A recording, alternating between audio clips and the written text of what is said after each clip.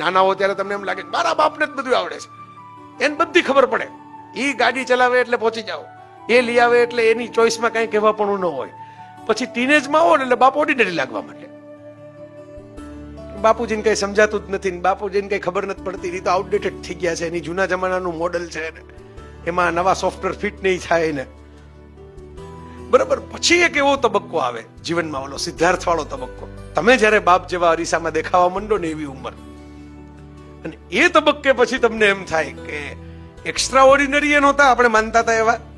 super heroine નહોતા, દુનિયામાં ઘણા બીજા માણસો આપણે મળ્યા, આપણે જેવા માની લીધા હતા વચ્ચે એવા ઓર્ડિનરી એ નહોતા,